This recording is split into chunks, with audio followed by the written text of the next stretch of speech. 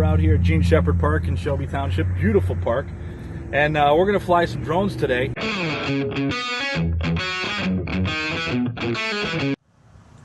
rub is I wish the case would hold it once I get it, but I have to push it back in and it starts. So once that's pretty balanced, I tighten. All right, so that's good. So I'm out here, Ron Robinson and Brian Lancaster. We're out here at Gene Shepherd Park in Shelby Township. Beautiful park. And we're going to fly some drones today. And I thought it'd be a good opportunity to share with you some of the latest news and information. First off, everybody's familiar with my Phantom 3 Pro. But the big thing I want to show you is the Spark. This is a cool little device, and they sell it a couple different packages, but I can actually, without a controller or the app, I can turn this on and fly it. Now, there's a lot of cool things that this Spark can do. I don't know how useful this is, but this is one of the cool things that it can do. You can control it with hand gestures. So I'm going to turn the drone on, Spark on. You'll hear it come on. There we go. So now I'm going to just hit a button and then put it in the air, have it fly away. And I'm going to have it go back a little bit. And then I'm going to make my hand into like a frame. And it's going to take a selfie of me and you, Brian. Nice.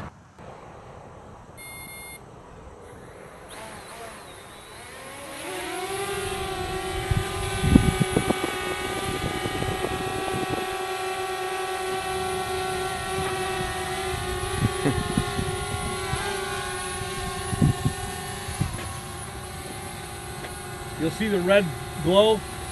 Now it's taking a selfie. Nice. So again, I don't know how useful that is, but it's kind of like one of the selling points of the DJI Spark.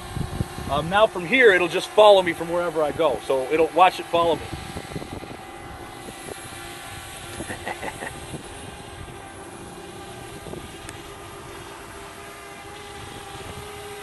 But again, this is something that it's kind of cool. It makes people feel like a Jedi. For example, watch this.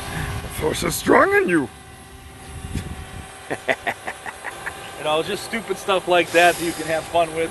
And again, you know, if you're out at the beach with your friends and you had something like this with a cool backdrop, you know, a cool aerial photography kind of selfie, it's kind of cool because again, once it's locked on somebody, you know, then you give it commands with your hands.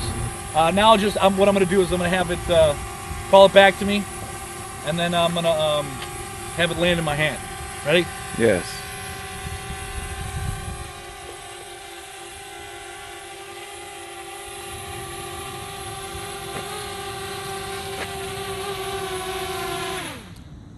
Sweet. So that's kind of one of the cool things about the Spark. But yeah, it's kind of a little drone. A lot of folks think this is kind of like a amateur drone, and I think that's the market they're going after. But as a professional drone operator, there are instances where I can use this. So it's a handy little tool to add to my drone fleet, if you will.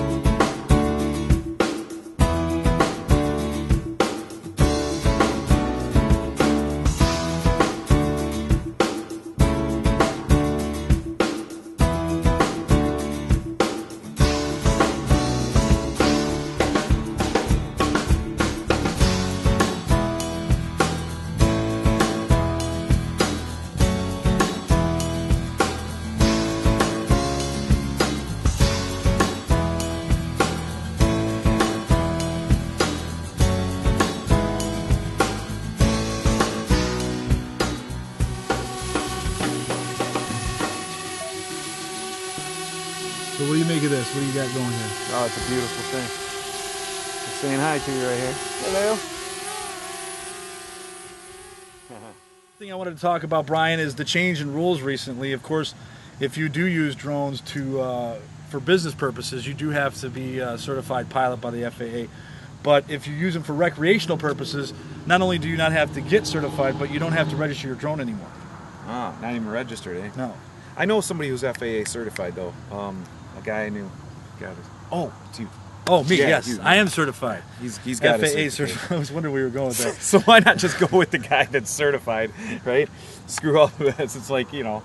But I mean, even if you just want to use it for fun, right. I mean, it used to be where you pick them up and you don't have to, register it. And does that include whatever category, whether it's this or that, or well, here's the thing. Yeah, here's the thing. If it's over 0.55 pounds, it used to be where you'd have to register it. But there was a court ruling recently that made it unconstitutional.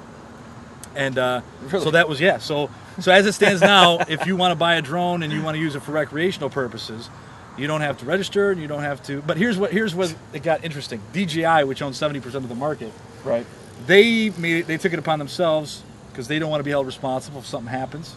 Where they made it mandatory the first time you buy a drone, you have to sign in and register your drone with them. It's a slippery slope. CYA. Yeah, it's interesting. So if you do enter the drone world, make sure you understand that is happening. Again, you don't have to buy a DJI, although they do control 70% of the market, and that's the reason is because their technology is so amazing. They're the GoPro of the exactly. The GoPro of the drone world. Right? Yeah. So, what did you think of? We flew the Phantom 3 with the goggles, but what did you think of the Spark? Yeah, it's fun little guy, man. I like sport mode. You can just zip all over the place. Feels like almost 40 miles an hour. It's just so. It's getting so brainless. That's the thing. The auto landing feature. Battery runs out. It comes home. Collision avoidance, obstacle avoidance. That's very, cool. Very slick. And again, if you're going to get the Spark, I recommend getting the controller for the Fly More package because without the controller, it'll only go like 100 feet away from your app on your phone. Gotcha. Where if you have the controller, you can go like 1.2 miles. So. Right. So something to think about if you're out there. Man. Exactly. If you like this video, please subscribe to my YouTube channel. You can do that by clicking the link below and hitting the bell button. Also, you can see my work at RonRobinsonStudios.com. Thanks for joining me, Brian. Hey, I had a blast, man. Thanks again. Thank you, bud. That was fun. Quite honestly, when I go somewhere, rather than tote my Phantom 3 around, it's just more convenient to have my Spark because, frankly, this is the case. More of a casual use, right? What do you think of the Spark? I think it's pretty cool. I think for a casual use thing, it would be excellent. Like you said, throw it in a car if you're ever in a gathering. Grab it, jump it up, get some selfies, get some video if you got the controller. It's pretty cool stuff, man. Now we're filming Brian. I'm loving this gimbal though. It's very Steadicam-ish, Throw back to the Steadicam. Most people don't realize this, but the Steadicam was used for the first time in 1976. Do you know the movie? I know there was a stairway involved. Yo, Adrian. Yeah. It was Rocky in 1976. 76. The okay, director I'm sorry. of photography invented was the inventor of the. I remember seeing the shots Steadicam, of somebody walking down steps for some reason.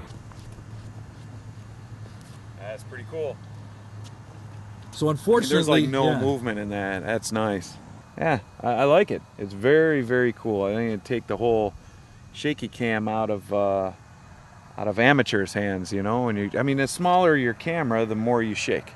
It's obvious. You get a big, heavy camera on a shoulder, and it's easier to keep it steady. So when you get into phones, and everybody that's out there has a phone and they're using it, they're all over the place. This is pretty cool.